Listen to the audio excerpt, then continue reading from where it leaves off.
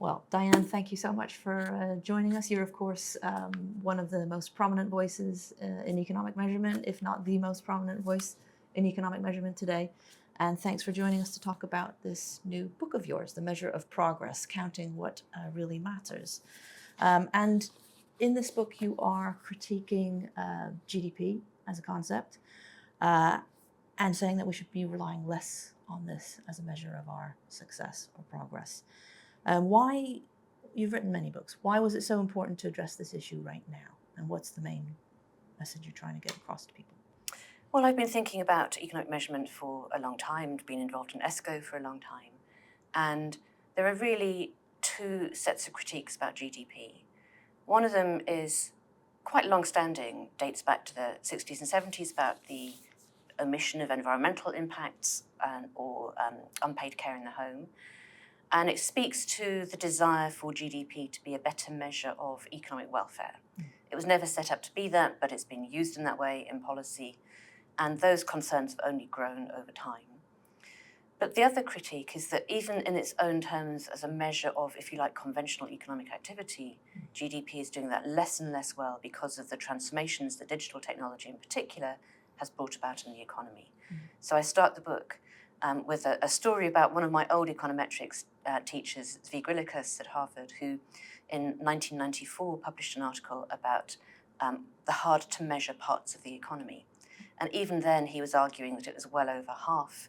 By now, it's about 4/5 of the economy comes into this category, hard to measure, because of intangible value, because of technological change, quality improvements, the increasing complexity of the economy. So the book's a game of two halves, half about what we're missing, what we need to try to measure better, even on GDP's own terms, and then going beyond GDP, as the terminology has it, to think about how would we better measure economic welfare or economic progress. Okay, well, in that case, what are the most important things to do to GDP to make sure that it's reflecting the economy as it is today? And what else should we be looking at? On the first of those questions, my focus has been very much on digital technologies, which have rewired the production sector of the economy, and also how we consume. And many of the phenomena, if not all of the phenomena, are badly captured in the data collection as much as in the concepts that we use. And a timely example would be supply chains. Tariffs make it really important. Crises like COVID and the energy shock make it really important to understand where the bottlenecks are, which span borders. We don't really have any good idea about that. Thinking about things like the way that many companies now bundle services and products together, or they look like they're manufacturers and they're selling products, but they don't make them themselves.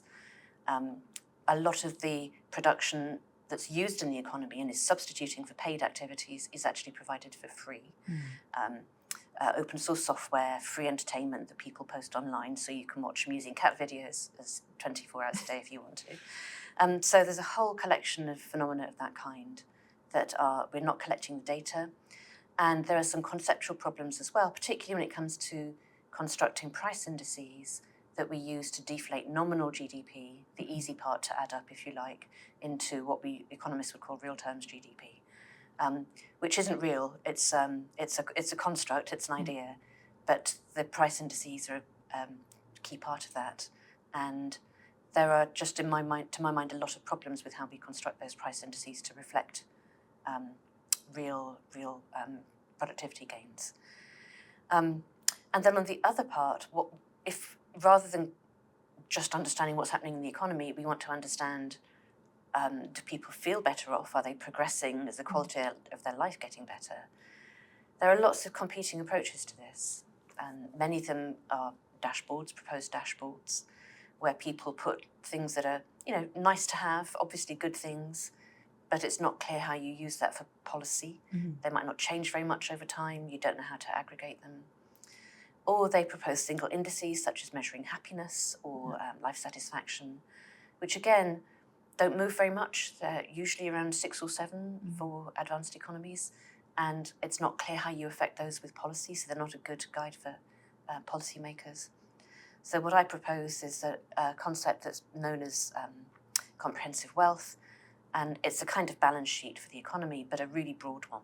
So as well as financial assets or physical assets in factories, it includes infrastructure, but also human capital and natural capital, and the kind of institutional strength that a lot of economic theory, including by Daron Acemoglu and James Robinson, Simon Johnson, who run the Nobel Prize, have shown us are important for economic growth. I like how you said GDP is an idea.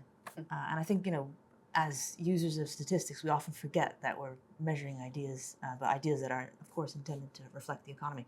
Now, a lot of the structure around that thinking that statistical agencies use is provided in the system of national accounts. And that, that's recently been updated. We have an SNA 2025 coming out. And last time this was renewed was in 2008. Doesn't that go some of the way in addressing some of the issues you raise? And what are the big gaps, you think, and where does that structure need to head?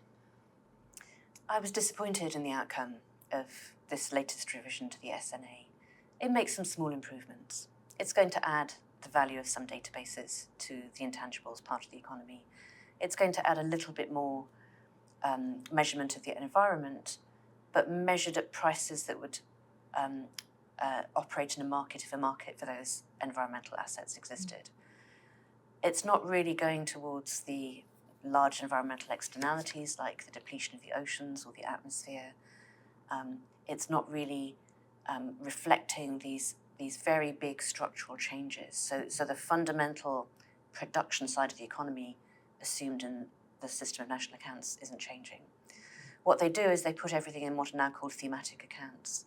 So you can take a slice through something that interests you. And you can find lots of really useful figures. But I'm hungry for, I guess, just a bigger conceptual rethink of what we're trying to do. And it wouldn't surprise me if the SNA 2025 doesn't go at all towards satisfying the kind of critics who advocate for beyond GDP.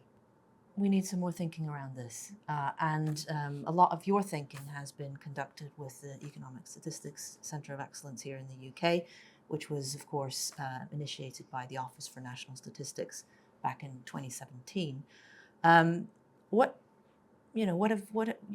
have you learned from the work you've been doing with ESCoE, and how's that informed your thinking? And what do you think the role of institutions like ESCoE can be in driving forward this agenda?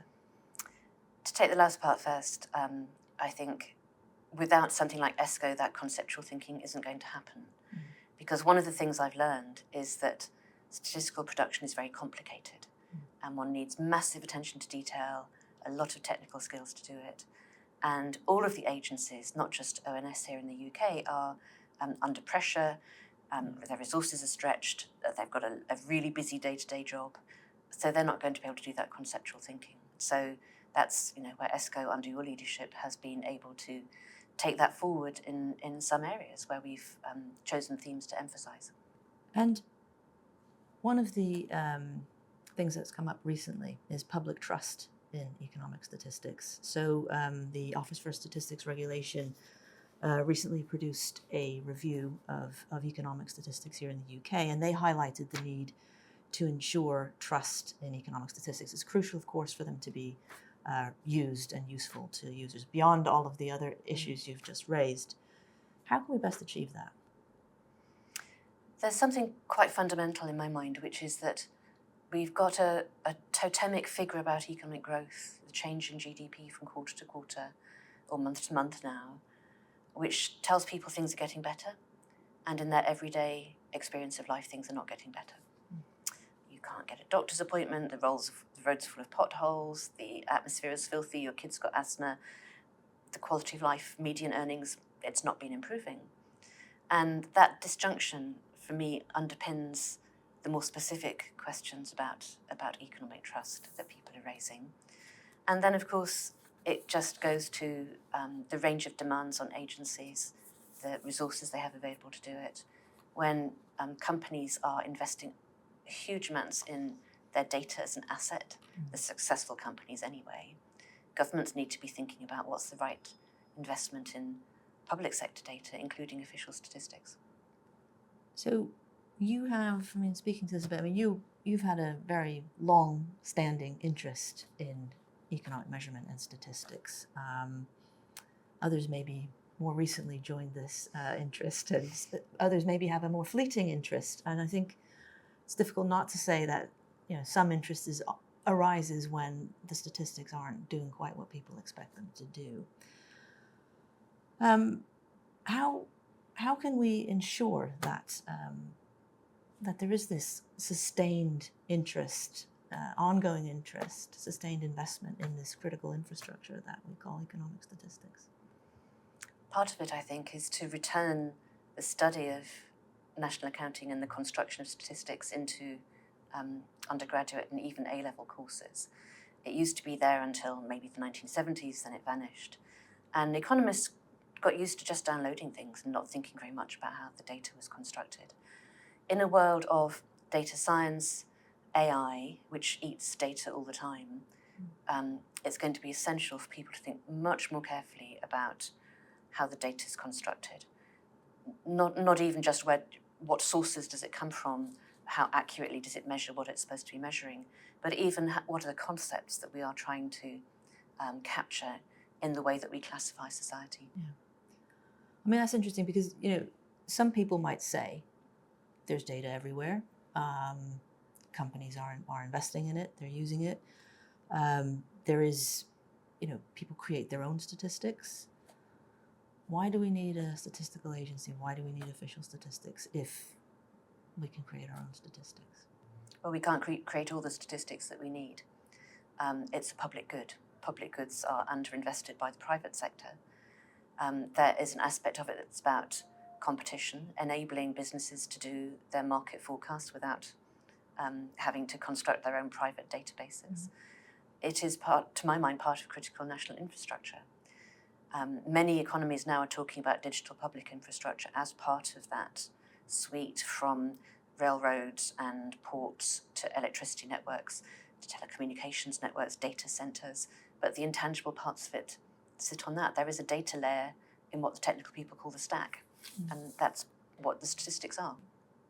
What advice would you give to early career researchers who are beginning to get interested in economic measurement? There's a lot of early career researchers working with you and with ESCoE, and it's been wonderful to see them taking an interest in this agenda. What would your advice be to them? I think I would say that if you were in any of the natural sciences, how you measure, your measurement instruments, and how you understand the empirical evidence, the data readings that you get, is an absolutely core part of your ability to address scientific questions. The same goes for the study of the economy and society. You're not serious about that unless you think really carefully about what you're claiming as evidence, and the statistics are at the heart of it. Thank you very much, Diane. Thank you.